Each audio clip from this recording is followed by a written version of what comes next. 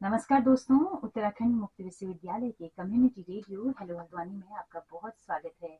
91.2 megahertz की radio तरंगों पर आप इसे सुन पा रहे हैं। दोस्तों, आज हम एक बहुत ही संवेदनशील मुद्दे पर बात करने के लिए बैठे हैं और हमारे साथ चार मेहमान हमारे मौजूद हैं। हमारे साथ मौजूद हैं, मेरे ठीक दाहिने हाथ में बैठे हैं चंदू मेहता जी, जो कि फॉरेस्ट डिपार्टमेंट में तो जॉब करते हैं, लेकिन गौ रक्षा दल हल्द्वानी से जुड़े हुए हैं। सांपों के रेस्क्यू का काम भी करते हैं और काफी अरसे से जुड़े हैं। चंदू जी, बहुत स्वागत है आपका हमारे स्टूडियो में जी। और दीपक कुमार जोशी जी हमारे साथ में हैं, जो कि एडवोकेट हैं। और उसके अलावा ज्योतिर्मठ गौ सेवा न्यास से जुड़े हुए हैं और बहुत अरसे से सेवा कर रहे हैं शहर के जो तमाम बेसहारा पशु हैं उनकी। दीपक जी, बहुत स्वागत है आपका भी। धन्यवाद जी। गीतांशु जोशी हमारे साथ मौजूद हैं, जो कि स्टूडेंट लीडर हैं, गोलापार महाविद्यालय में पढ़ते हैं और बहुत सोशल वर्कर हैं, बहुत एक्टिव रहते हैं। आपका भी बहुत स्वागत है गीतांशु। हाँ, और सूरज हमारे साथ में है, जो कि नैनीताल से बीबीए कर रहे हैं और आप लोगों के साथ में वॉलंटियर्स काम करते हैं। तो सूरज, आपका भी बहुत स्वागत है जी। तो आप ही लोगों से बात करके अभी जितना भी थोड़ा सेंसिटिविटी हो पाई है इन तमाम पशुओं के बारे में, तो उसी के हवाले से जानना चाहूंगी। सबसे पहले तो मैं चाहती हूँ कि आप बताएं चंदू जी, कि कितने समय से आप इस काम को कर रही हैं। मैं कोविड काल से, जब से कोविड चला था तब से हमने शुरू किया था ये काम। तो हम भारतीय गौ रक्षा दल एनजीओ है काशीपुर में, तो उससे जुड़े थे हम लोग।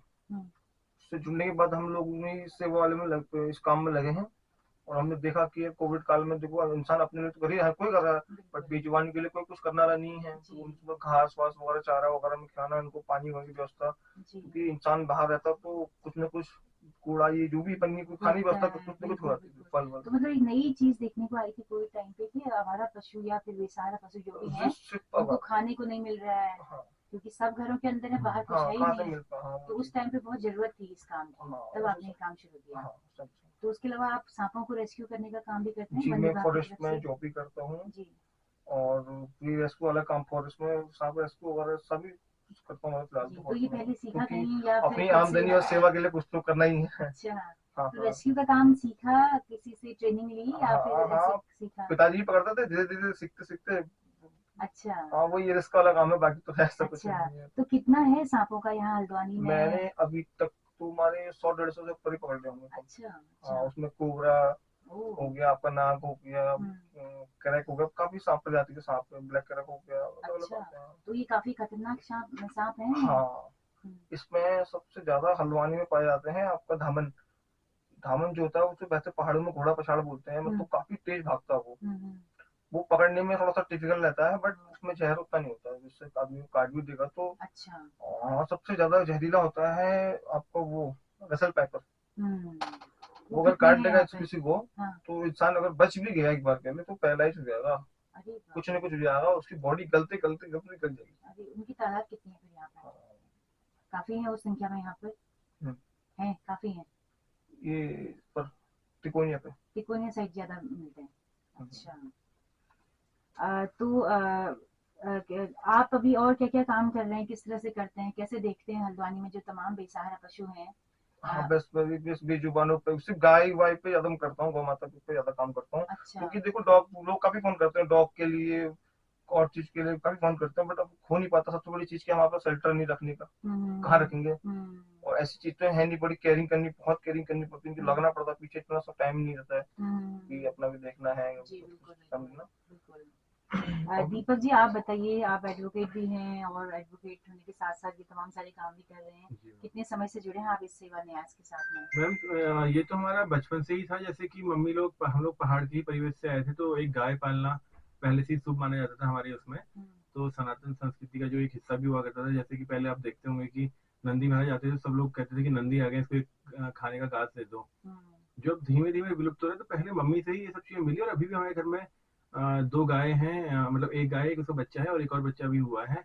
और एक भैंस भी है। तो ये हमें सब मम्मी से ही सीखने को मिला था। तो जहाँ पे हम लोग जाते हैं तो दिखता था कि कोई दर्द में है, तो हमसे फिर रहा नहीं आता, तो हमने धीमे धीमे काम शुरू किया था। तो लास्ट ईयर कोरोना से पहले की बात है, एक हमारा, तब हमारी गवर्नमेंट उस समय एक प्रोग्राम चला था हमारा बुद्धा पार्क में। तो एक खुरपका बैल था, एक मतलब जो आजकल जानवरों के पाँव पक जा रहे हैं, देखिएगा वो खुरपका होता है। तो यहाँ पे कोई इसको रखते नहीं थे, इलाज भी कुछ इसका ऐसा है नहीं। तो हमारा एक साथ का बंदा था, तो हम लोग उसको लेके फिर एक धमोला जगह है हमारी, वहाँ पे हमारी गौशाला थी, तो वहीं रख के लेके गए। गुज्जर है हमारे शंकर भाई, वो उसकी खुद की गौशाला जो है उसी पे ही हमने अपनी गाय भी रखना शुरू किया। उन्होंने बोला भैया तो हफ्ते भर का काम हम ठीक कर देंगे। हल्दूचौड़ गौशाला उसको लेता नहीं था, खुरपका को, क्योंकि वो सड़ जाता है एक से दूसरे पे, तो और गाय भी उनकी उससे बीमार होने की वो रहती, तो उन्होंने मना किया था। तो फिर हम लोग वहाँ धीमे धीमे ले आने लगे और वहाँ पे हमारा काम चलने लगा। उसके दौरान फिर आ गया कोरोना हमारा। तो कोरोना काल में जो भी चंदू भाई ने बताया, गायों की बड़ी हमारा मिलना भी इनसे तभी हो पाया था, उसी टाइम पे हम लोग मिले भी थे। तो शाम के टाइम में हम लोग जिप्सी में घास रख के ले आते थे और सुबह दिन में डीआईजी सर के संग हम लोग औरों को अपने इंसानों के लिए हम लोग राशन वासन बांटते थे। हाँ, तो ये सब काम धाम किया हमने। तो फिर तो अभी हल्द्वानी में सिचुएशन क्या है? मतलब आए दिन एक्सीडेंट हो रहे हैं, जो बेसहारा पशु हैं उनको भी चोट लग रही है और दुर्घटनाग्रस्त भी हो रहे हैं जो बाइक वाले हैं। तो इनको लेकर ये पहले तो पशु आ कहाँ से रहे? ये सब ना मैम हमारे ही द्वारा छोड़े गए हैं। हमने जैसे गाय पाली दूध पीने के लिए, क्योंकि बोलते हैं कि गाय का दूध पीना चाहिए, अच्छा होता है, तो सब लोग पाल रहे हैं। उसके बाद वो क्योंकि गाय का फिर जैसे बछड़ा, एक बार बच्चा होती है, एक बार बछड़ा होता है, तो बच्चियां तो सबने पाल ली। आजकल तो बच्चियां को भी सड़क पे छोड़ रहे हैं, छोटी छोटी बच्चियां भी सड़क पे ही हैं। पर पहले से जो पिछली बार तक था कि बछड़े को ही सड़क पे छोड़ रहे थे, तो दूध वाला बछड़ा को छोड़ दिया, उसका दूध भी हम नहीं पिया, क्योंकि एक पार्ट एक थन पहले से बोलते थे कि बच्चे का होता था, वो भी हमारा ही हो जाता है, हम ही लोग सब लोग अपने पास कर रहे हैं।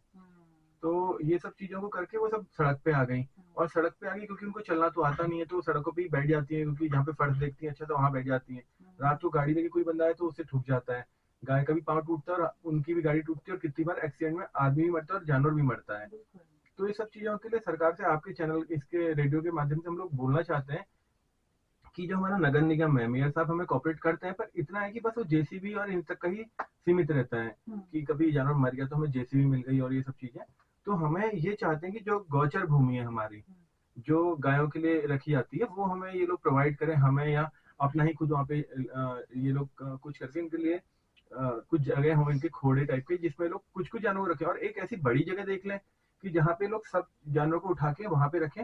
और फिर कोई भी शहर में अगर जैसे जो टैग की भी परंपरा चली थी कि सब गायों में टैग लगना है, सब जानवरों के, डॉग्स के भी और सबके ही टैग होने हैं, तो वो टैग लग जाए तो पता चल जाएगा कि बंदा, कितनी बार होता है कि हमें फला फला मालिक के नाम की टैग लगी हुई गाय वो लेती है, जब उसकी अपने पशु अस्पताल से निकालते हैं टैग नंबर, तो वो किसी बंदे का होता है, हम उसके पास जाते हैं, बोलता है मैंने तो उसको भेज दी थी, हम कुछ नहीं कर पाते हैं। ये क्रुएल्टी में भी आता है।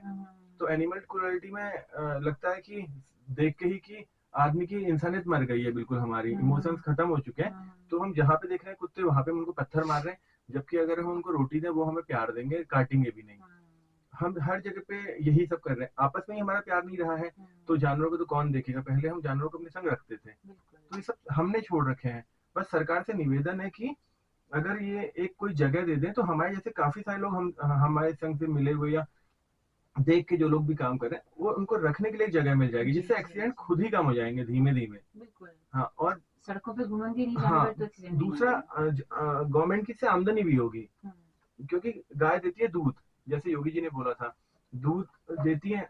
अब वो सड़क पे घूम रही है, जैसे लोग बोलते हैं आवारा, वो हमें बहुत गंदा लगता है, उसको निराश्रित और बेसहारा हम लोग कहना चाहेंगे।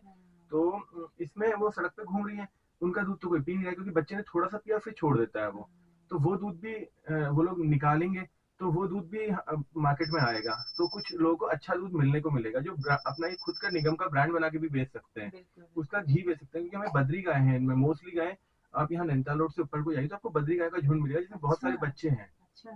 बद्री गाय का दूध आप देश भर में सबसे नंबर 1 में, उसके बाद गिर गाय आती है। तो इसमें अभी रिसर्च हमारे ये है जो पथमेड़ा वाले, उनका रानीखेत में इसमें रिसर्च भी चल रही है। हाँ, रानीखेत में उनका रिसर्च सेंटर बना हुआ है, और वहाँ पे अभी अच्छा काम कर रहे हैं लोग, बद्री गाय की कैसे अच्छी दूध देने वाली हो जाए।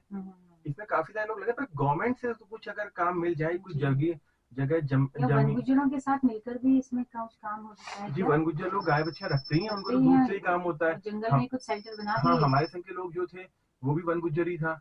तो ऐसे अगर इनको जमीन मिल जाए, या हम लोग को ही प्रोवाइड कर दे, कोई एनजीओ को प्रोवाइड कर दे, जैसे कि गुज्जरों का फिर ये है कि ये लोग कब्जा करके और ज्यादा बढ़ा देंगे।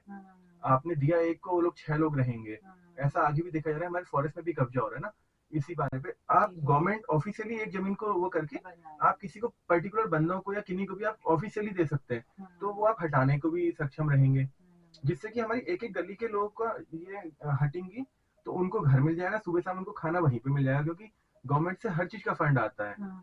कोरोना काल में डॉक्टर ने हमें ब्रेड भी प्रोवाइड कराए थे, दूध भी मिला था डॉग्स को देने के लिए। पर हमें डॉग्स का ज्यादा अच्छा नहीं लगा, तो हमारी जो गर्ल्स वाली टीम है वो लोग इनको सब ज्यादा करते हैं। हम लोग ये बड़े डेंजर वाले जो रेस्क्यूज हैं इनको हम लोग सब करते हैं। जी। तो अभी तक कितनी गायों को आपने रेस्क्यू किया है जो गाड़ी से चोटिल हो जाती हैं? मैम इनकी तो कोई काउंटिंग ही नहीं होगी, क्योंकि जो लेटर आते हैं वो लेटर अगर हमारे पास पड़े होंगे तो एक एक गाड़ी में 3-3 लेटर थे, और मेरे ख्याल से काफी हमारे पास लेटरों की गड्डी पड़ी हुई थी उस पे। हाँ आराम से 400-500 से हाँ आराम से उस गौशाला में हमारे पास अच्छी खासी गायें थी। और जो मतलब जिनको बिना काटे पीटे अच्छे, मतलब उनके जैसे पाँव टूटे तो काट नहीं रहे, उनको बिल्कुल प्राकृतिक तरीके से ही ठीक किया गया। हाँ ये नहीं कि हमने उनका पाँव काट दिया तो वो 3 पाँव से नहीं खड़ी हो पा रही। हमारे पास एक भौवालिया केस आया था, सक्सेस नहीं हो पाता। हाँ वो उसमें वो जब डॉग एक हल्का छोटा कुत्ता नहीं चल पा रहा है 3 पाँव से, तो उतना हैवी नंदी जिसको आप सांड बोल रहे हैं वो कैसे चल पाएगा। इतना यहाँ पे पाँव मिल रहा है उसका कृत्रिम पाँव। बहुत सारी प्रॉब्लम है, पाँव काट भी दे और बच जाए तो पाँव कहाँ से लाएंगे हम कृत्रिम। यहाँ पे भी जागरूकता नहीं है, तो अवेयरनेस का प्रोग्राम यहाँ पे होना चाहिए कि पशुओं को दोस्त मानो। अभी जो नया लॉ आया हुआ है स्ट्रीट एनिमल डॉग्स के लिए, कि उनको भी अब हमें वो मतलब जो बेघर आवारा बोलते हैं वो नहीं बोल सकते, उनको उस गली का जिस गली के वो है वहां पे का उसको अधिकार मिल गया उसका रहने का। तो मतलब वहाँ पशुओं का अधिकार के लिए एक आधार कार्ड हो गया डॉग्स के लिए, आ चुका है ये। अब कोई भी अगर कुछ वैसे तो डायलॉग है कि गली का कुत्ता भी शेर होता है, तो वो किसी दूसरे को अपनी टेरिटरी में आने नहीं देता है, लेकिन होना भी चाहिए। वो उस इलाके की रक्षा भी कर रहा है। इसमें जैसे एक ये है डॉग्स के लिए, हम जैसे बद्री गाय के साथ हमारा जो गद्दी डॉग होता है उसको नॉर्मल भाषा में भोटिया भी बोलते हैं, पर वो एक जनजाति को बिलोंग करता है तो भोटिया हमें अच्छा नहीं लगता बोलना, तो इसलिए हम उसको गद्दी बोल सकते हैं। तो हम अभी गद्दी के संरक्षण में भी लगे हुए हैं। मेरे घर में 2 गद्दी और पहाड़ में मुंशियारी इधर मिलके हमारा काफी हमारा मुंशियारी डॉग हाउस करके एक वो है, वहाँ पे हमारे डॉग्स का भी काम चल रहा है। तो जैसे ये कुत्ते बहुत ताकतवर होते हैं जो हमारे इंडियन ब्रीड्स हैं, ये आप इनको कितना वो करो तो आपको काटने आएंगी, भागेंगी नहीं। मतलब ऐसे अगर आप ये तो समझिए अगर ये हमारे घर पे होंगी तो आप अच्छी ब्रीड में आप पैसा खर्च कर रहे हैं, इससे अच्छा आप एक लोकल स्ट्रीट डॉग को पकड़ेंगे तो आपकी कितनी उसको 2 रोटी मिल जाएंगी, वो आपके लिए अपनी जान दे देगा आपके घर की रक्षा के लिए। बस तो आप हाँ हमारी तिब्बतन मस्तिष्क देखिए, अगर आपको अच्छा लेना है पहाड़ साइड के वो ले लीजिए, वो ब्रीड भी बच्चे रहेगी, हमारी पहाड़ की ब्रीड है। बस इसमें का मतलब ये है कि हमारी गाय बद्री गाय बच जाए, क्योंकि एचएफ ने आजकल सब वो कर लिया है। बकाया गीता। हाँ बिल्कुल। आपके पास फिर आते हैं अभी जी। तो सूरज, गीतांशु आपके पास मैं आती हूँ। आप कब से इस काम में लगे हैं और कैसे देख रहे हैं पूरे हल्द्वानी शहर में जितने भी पशु हैं जो बेसहारा? लगभग आज से 3 साल पहले मैं हल्द्वानी में आया था। मैं ग्रामीण परिवेश से हूँ और हमारे तो घरों में भी चिड़िया के लिए घोंसले बनाए जाते हैं जब घर बनते हैं, तो उसी चीज से काफी सीख मिली थी। साथ ही पापा भी इन चीजों में लगे हुए हैं समाज सेवा में, तो सेवा भाव बचपन से ही था। और जब हम हल्द्वानी में आए तो देखा कि इस तरह से जानवरों की एकदम दयनीय स्थिति है, और साथ ही काम करने वाले बहुत कम थे। उनके जो जानवर भले ही चोटिल भी हो जाए, एक्सीडेंट हो जाए, लोग क्या करते हैं उसका ट्रीटमेंट करवाने की बजाय भाग जाते हैं। और यही चीज हमें बहुत बुरी भी लगी। उस टाइम पे काफी कम लोग यहाँ पे काम कर रहे थे, और लोग इतने कम थे कि रेस्क्यूज के लिए इतने ज्यादा फोन आते थे। लोगों में कुछ कमियां भी थी उस टाइम पे। लोग क्या करते थे, फोन कर देते थे कि भैया यहाँ पे एक बैल है, इसको आप देख लीजिएगा, और अपना उनका योगदान सिर्फ इतना ही रहता था फोन करने तक। हम वहां पे जाते थे तो लोग बिल्कुल भी वहां पे भी नहीं आते थे, उनका वहां पे फिर योगदान खत्म। उन्हें लगता था कि हम कोई जॉब कर रहे हैं या फिर हमें नगर निगम में जी, बट हम सभी एज ए वॉलंटियर काम कर रहे थे। फिर धीरे धीरे देखा और समझा भी काफी कुछ। तो इसी तरह से आपस में सभी जो लोग थे यहाँ पे काम कर रहे थे एनिमल वेलफेयर के लिए, उन सभी से मिलना हुआ, और इसी तरह से हमारा काम आगे बढ़ता रहा। और अभी भी हम लोग जितने भी घायल जानवर दिखते हैं हमें, हम उन सभी का ट्रीटमेंट करते हैं, क्योंकि वेटनरी जो हॉस्पिटल्स है उनकी हालत तो हमें पता है। जब भी हम उन्हें कोई भी स्ट्रीट एनिमल को वहां पे ले जाते हैं तो उसका वो ट्रीटमेंट अच्छी तरह से बिल्कुल भी नहीं करते। उनका जो रुझान होता है, वो रुझान ट्रीटमेंट के लिए जो रुझान होना चाहिए वो नहीं होता है। और रुझान की बात करें, जो लोग अपने घरों से कुत्ता लेके आते हैं, उससे तो क्योंकि उनकी इनकम भी हो रही है, उसके लिए वो भाई पर्ची कटवाने से लेके सारे के सारे प्रोसीजर हैं, और गवर्नमेंट की भी इनकम होनी है। और साथ ही साथ आसपास के जितने भी शॉप्स हैं उनमें उनकी भी इनकम होनी है, क्योंकि अगर ऑपरेशन होना है किसी हमारे घर के कुत्ते का, तो उसके लिए जितने भी इंस्ट्रूमेंट और दवाइयाँ लगनी है वो सारी की सारी वेटनरी के आसपास के जितने भी क्लिनिक है वहां से दवाइयाँ जाती हैं। बट अब बात आती है किसी स्ट्रीट डॉग के ऑपरेशन की, तो इतना पैसा कौन लगाए, तो इसलिए वो कोताही बरतते हैं। हाँ, बहुत ज्यादा कोताही बरतते हैं, और इसीलिए फिर हम लोगों ने इन चीजों को करना स्टार्ट किया, और अभी लगभग 3 साल से ज्यादा हमें यहाँ पे हो चुके हैं। साथ ही अभी हम लोगों ने एक मतलब आपस में काम बांट लिया है। जो हमारे यूथ है, जो हमारे मेल फ्रेंड्स हैं, वो जो बड़े एनिमल्स हैं जैसे गाय है, इनके रेस्क्यूज कर रहे हैं, और जो हमारी बहनें हैं वो सभी मिलके छोटे कुत्ते, बिल्ली और इस तरह के जानवरों का यहाँ पे रेस्क्यू वगैरह करती हैं। जी जी। तो फिर से दोबारा आते हैं आपके पास गीतांशु। तब तक दीपक जी से जानना चाहती हूँ कि दीपक जी, अभी हल्द्वानी में कितने शेल्टर होम हैं जानवरों के लिए? अभी शेल्टर तो एक हल्दूचौड़ का सबसे बड़ा जो है गौशाला, वो सबसे बड़ी है, जहाँ पे शेल्टर भी है और इनका ऑपरेशन का भी काम होता है। दूसरा उसके बाद 2 अभी इन प्रोसेस में है, अभी बन रहे हैं, और एक हमारा पुराना जिसमें हमने काम स्टार्ट किया था वो भी अभी चल रहा है। तो उनको हमारे साथ की उसमें जो मेंबर छोटे मतलब हाँ अभी शहर के अंदर है मतलब हाँ, 2-3 है। हाँ, अभी वो पूरे वो नहीं हुआ है, जैसे कि जोगिंदर राणा जी का है वो चल रहा है, निकिता जी का है, वो हमारा वाला जो पुराना जिसमें हमने काम स्टार्ट किया था वो अभी वर्किंग है, जोगिंदर राणा जी का वर्किंग है, और मेघना का सहारा वो वर्किंग है। एक हाउल वाला भी चल रहा है शायद, हाउल पे चल रहा है, हाउल हल्दूचौड़ पे वो भी चल रहा है। ये सब शेल्टर डॉग का जो जिसमें पैरालाइज डॉग है, हाँ, काफी पैरालाइज उसमें रखे हुए हैं, और ज्योति काफी महिलाएं जो है सहयोग करती है, रहती एक्टिव है, वो बाहर रह के भी यहाँ पे काम चेक कर रही है, बकाया रहती है बाहर है।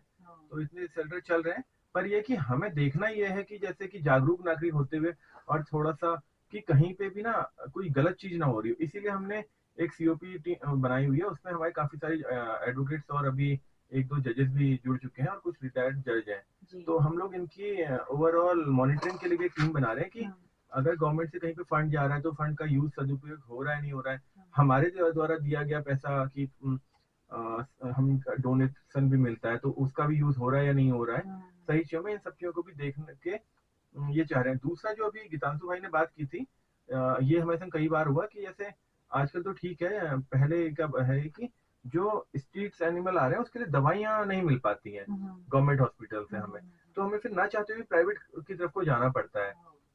तो हमें फिर वहाँ पे इतना पैसा सब लोगों के पास नहीं होता कि हम लोग हर दिन ही खर्च करें, तो उसमें फिर लोगों की हेल्प लेनी पड़ती है। तो अगर गवर्नमेंट से दवाइयाँ आ रही हैं तो क्या सीन है उनका कि कहाँ पे कब अवेलेबल होती हैं, किनको मिलती हैं, वो नहीं पता। तो आपकी बड़ी मांग ये है कि पशु अस्पताल जो बनाए गए हैं वो पूरा दायित्व लें।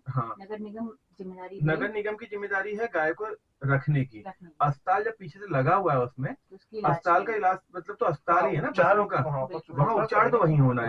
अगर उनके पास जगह नहीं है, इतना बड़ा हॉस्पिटल है यहाँ पे, उनके बैठने के लिए, ऑफिसर्स के बैठने के लिए उतना बड़ा बना दिया है, पीछे जो बहुत सारी जगह है उसमें उनके 4th क्लास के वो लोग रहते हैं, वो भी सब कबाड़ हो चुका है। तो उसको पीछे वाला पोर्शन टूट के हमारा नीचे से अच्छी खासा कुछ पशुओं के लिए वहाँ पे उपचार की व्यवस्था हो सकती है। माना कि सब शेल्टर नहीं है तो हॉस्पिटल तो है ना, आप हॉस्पिटल में भी तो ले आ सकते हैं जानवरों को दिखाने के लिए, क्योंकि 1000 स्क्वायर फीट दे दो हमने कहा। हाँ, खड़ी हुई जानवरों के लिए तो जगह आराम से, इमरजेंसी है ना, रात को कहाँ लेंगे, तो हम लोग को वहीं रखना पड़ता है, लंबा चल सकता है कई बार। हाँ, मतलब एक छत नंबर चाहिए कि जहाँ वो लोग, अब बस ऑप्शन रहता है पंतनगर लेके जाओ वहीं कुछ होगा, डॉक्टर तो यहाँ पे भी है ना, डॉक्टर बैठे हैं, डॉक्टर पाठक अपने खर्चों से लेके जाओ, पूरा दिन वहाँ रहो, फिर ट्रीटमेंट करो, फिर लाओ। माना कि चंदू भाई ने पैसे लगा दिए, पर चंदू के बदले कोई और नया लड़का है वो भी सोच रहा है, सूरज जैसे मान लो कि इसने कहा यार मैं लेके जाता हूँ सर, अभी 1000 रुपए यहाँ से वहाँ गाड़ी के तेल के लिए देगा, तो हमारी जो यहाँ पे एनिमल एम्बुलेंस है उस पे पेट्रोल नहीं मिल पाता, कभी कभी दिक्कत होती है डीजल की। तो ये सब बातें हम पशु मंत्री से भी कहना चाहेंगे, और ये टैग हो जाए तो उनको ठीक ही होगा कि उनको गाड़ी दे दी तो तेल कौन देगा, ड्राइवर कौन देगा, तो ये चीजें पर्टिकुलर होनी चाहिए। ड्राइवर नहीं है उनके पास, वहाँ पे बोलते हैं कि ड्राइवर नहीं है, अभी गाड़ी पड़ी तो नीचे फोन तो आ रहा है। हाँ, अभी आपके यहाँ से फिर वहाँ रेस्क्यू करने जाना है उधर पे को, तो हम लोग बस अपने काम की बात कर रहे हैं। स्टार्टिंग में हम लोगों ने काफी मेहनत करी, एक हमने बहुत डेंजर ऑपरेशन भी करवाए। एक नंदी थे हमारे, उनका हमने प्राइवेट पार्ट कटवाया था, फर्स्ट ऑपरेशन हमारा जो था स्टार्टिंग हम लोग ने वो हम लोग मिलके ही करे हुए थे उससे। वाले का जो फर्स्ट ऑपरेशन है गाय का, वो बहुत डेंजर ऑपरेशन था वो, हमारे ही उसमें हुआ। आदि सीधा जो हमारे सीनियर अधिवक्ता, मेरे कोर्ट में भी सीनियर अधिवक्ता सुनील पुंडी, बसंती बिस्ट, उनके साथ, और हल्दीचोड़ गौशाला से जीवन पांडे जी हैं, उन लोगों ने, सब लोगों ने, हमने चंदू भाई थे रेस्क्यू तो पूरा चंदू और फर्स्ट डे हम लोगों ने किया। उसके बाद ये लोग लेके आए थे, बहुत डेंजर। उसके बाद एक भवाली वाले का पाँव काटा था, वो तब मुझे अच्छा ही लगा था। और दो गंदी चीजें ये हैं, जो मैं सरकारी हॉस्पिटल में, वहाँ पे हमने 2 बच्चियां रखी थी गाय की, ये और मैं ही उनको पकड़ के लाए थे स्कूटी से, हाथ से। उसके ऊपर से कार वाले कार चला दी, पैदा हुई बच्चियां थी, तो वो सड़ के मर गई वहाँ पे, क्योंकि बारिश का टाइम भी था, वो हॉस्पिटल की दीवार टपकती है उसमें से, तो वो सबका रेनोवेशन भी होना जरूरी है। 2 महीने हमने सुबह शाम 3 टाइम दूध पिलाया, लास्ट में वो सड़ के मर गई। बड़ा लगता है ना। तो इसका है मतलब कि हमारे इमोशंस जो हैं वो थोड़ा सा भी बच जाए तो, कितने लोग हैं कि कुछ करना चाहते हैं, कोई ऑफिस में तो बस वहां से हमें फंड दे देता है, हमका मतलब कि आप किसी को भी दे दे रहे हैं, तो कुछ आप वो डोनेशन कर रहे हैं हमको या कहीं को भी, तो वो उनका सही जगह तो लग जाए, वो जानवर बच तो जाए। इसलिए बस थोड़ा डॉक्टर से और सरकार से सबसे ज्यादा जगह उम्मीद है कि हमें बस एक जगह प्रोवाइड करें, चाहे वो किसी को भी लें, गौचर भूमि खाली करवा दें और इनके रहने की जगह हो जाए, तो हमारे जानवर सभी खुद ही कम हो जाएंगे। सबसे अच्छा तो इनको क्या है ना, जैसे फॉरेस्ट की एरिया है, जैसे हमारा जो है कोला पार्क तो जंगल है, तो फॉरेस्ट की से एक बीट है या क्षेत्र है, जो पुलिस चौकी होती है, फॉरेस्ट की चौकी, एक एरिया दे, जंगल दे दो उनको, भैया ये यहाँ छोड़ दो उनको पूरा, खाने की व्यवस्था भी है, पानी वानी सब नदी पे, जंगल में घास खुद ही होती है, ऐसी जगह बस बाउंड्री वाल बनवा दो, सबसे बढ़िया।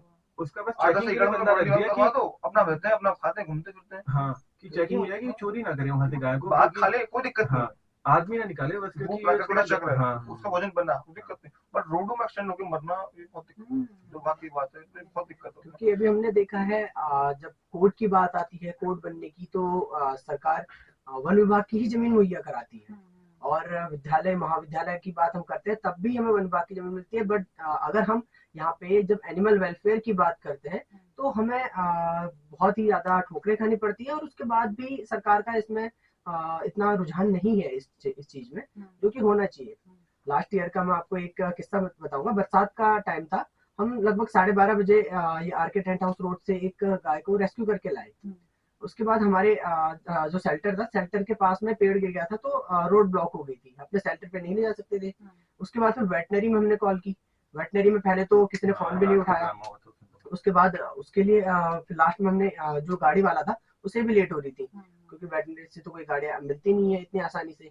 तो उसके बाद हॉस्पिटल में लेके आए, हॉस्पिटल में लाने के बाद वहाँ के जो कुछ लोग उठ के आए वहाँ पे। तो काफ़ी सारी बातें आपने बता चुके हैं, तो अंततः मतलब मुझे लगा कि यही निकल के आ रहा है कि पशु अस्पताल को थोड़ा सा सेंसिटिव होने की ज़रूरत है, थोड़ा अपना तामझाम बढ़ाने की ज़रूरत है, एक छोटा सा शेल्टर होम हॉस्पिटल के बगल में हो, और नगर निगम बहुत संजीदा होकर पूरे उस काम में रहे, और सरकार एक जगह ऐसी दे दे, और खासकर जंगल के अगर नज़दीक हो तो और बेहतर है, और बेहतर है जहाँ पे जितने भी ये बेसहारा पशु हैं उनको रखा जा सके, क्योंकि अब आए दिन दुर्घटनाएं भी बहुत ज़्यादा बढ़ रही हैं, तो कुछ न कुछ एक्शन तो लेना ही पड़ेगा। तो उम्मीद करते हैं कि आज की इस बातचीत से बहुत सारी चीज़ें निकल के आई होंगी, हमारे तमाम सारे श्रोता जो सुन रहे होंगे वो इस बात को महसूस कर पाएंगे कि इस धरती पे जितना अधिकार हमारा है उतना जानवरों का भी है, पशुओं का भी है, बल्कि हम तो इस धरती पे जुम्मा 4 दिन पहले ही आए हैं। अरबों सालों से इस धरती पे जो है वो डायनासोर एज से लेकर हम देखते हैं कि तमाम सारे जीव जंतु ही रहे हैं। तो बहुत ज़रूरी है कि हम सेंसिटिव बने अपने डॉग्स के प्रति, घोड़ों के प्रति, जानवरों के प्रति, गायों के प्रति। तो बहुत शुक्रिया आप सब लोगों का इतना जागरूक करने के लिए हमारे श्रोताओं को। और कुछ मैसेज हुए चलते चलते, और आप वॉलंटियर हैं सूरज, आपके पास तो मैं आई नहीं, आपको कैसा लगता है जब आप जाते हैं वॉलंटियर्स करने के लिए? बहुत अच्छा लगता है जी।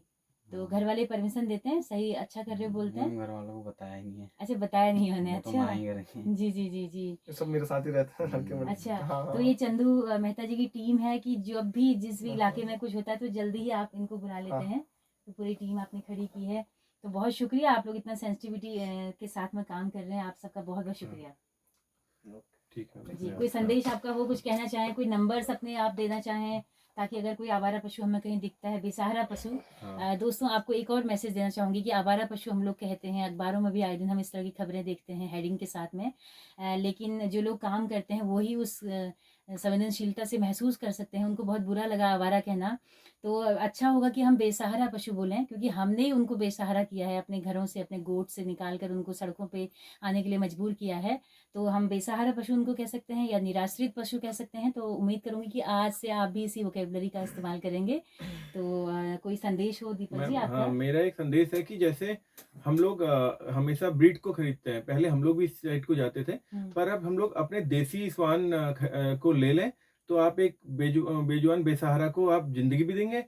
और दूसरा हमारी अगर जैसे जो भी कर सकता है तो वो बद्री एक एक गाय अगर पालने का है, पहाड़ वाले साइड को पाल सकते हैं, अगर कुछ बन सकता है तो दूध की डेयरी का अगर वो लोग प्रोजेक्ट करें तो उनको हमारी साइड से कुछ अच्छी गायें भी अवेलेबल हो जाएंगी, ये सब चीजें, और दूध का वो बिजनेस भी कर सकते हैं, स्वरोजगार की तरफ बढ़ सकते हैं। तो थोड़ा सा तो ये बहुत अच्छी बात है कि हम लोग एक स्टेटस सिंबल हमने बना लिया कि हम पवेलियन कुत्ते पालते हैं, जर्मन शेफर्ड पाल रहे हैं, तो एक स्टेटस सिंबल ही है। बिल्कुल। तो अच्छा होगा कि हम उन अपने गली के कुत्तों में से उनके जो बच्चे हो रखे हैं उनको हम लोग गोद लें, उनको पालें अपने अपने घरों में, और बहुत रक्षा करते हैं वो। हम देखते हैं कि अगर जंगल के किनारे आप रह रहे हैं तो बाघ के आने की आहट होते ही कुत्ते भौंकने लग जाते हैं, कहीं पे सांप आता है तो भौंकने लग जाते हैं। तो आपकी रक्षा के लिए हैं वो तमाम सारे लोग। तो बहुत शुक्रिया दीपक जी, चंदू जी और सूरज और गीतांशु, आप सभी का बहुत बहुत शुक्रिया। जी जी। तो दोस्तों आप सबका भी बहुत बहुत शुक्रिया इस कार्यक्रम में अंत तक हमारे साथ बने रहने के लिए। अगर ये बातचीत आपको पसंद आई हो तो अपना फीडबैक हमें जरूर दीजिएगा। हमारा रेडियो एक सामुदायिक रेडियो है जिसकी पहुंच रेडियो में केवल हल्द्वानी शहर तक है, लेकिन अगर आप दूर दराज पहाड़ों में या देश के किसी भी कोने में इस रेडियो को सुनना चाहते हैं तो हमारे यूट्यूब चैनल के जरिए आप इन कार्यक्रमों को सुन सकते हैं। हेलो हल्द्वानी नाम से हमारा यूट्यूब चैनल है, फेसबुक पेज है। आपके फीडबैक का बहुत बेसब्री से हमें इंतजार रहेगा। तो आप लोग अगर कोई कॉन्टैक्ट नंबर शेयर करना चाहते हैं, कभी कोई हेल्प हो, कहीं सांपों का रेस्क्यू करना हो, तो चंदू जी वन विभाग की ओर चंदू से अपना नंबर बता दें। 6399771111 जी। और मेरा नंबर है 9536388888। हम लोग एनिमल्स के लिए कोई भी केस में अगर हेल्प चाहिए हो सकती है तो जहाँ पे भी हम लोग या पहुंच सकते हैं या फिर लेटर के द्वारा कर सकते हैं, तो उसके लिए आप मेरा नंबर कर सकते हैं। और जी, तो इन नंबर्स को आप लोग नोट कर लें। जहाँ भी इस तरह के हमें दिखते हैं जानवर, हम उनको उन सेंटर्स तक पहुंचा सकते हैं। तो बहुत शुक्रिया दोस्तों आप सबका, सबको नमस्कार। ठीक, नमस्कार।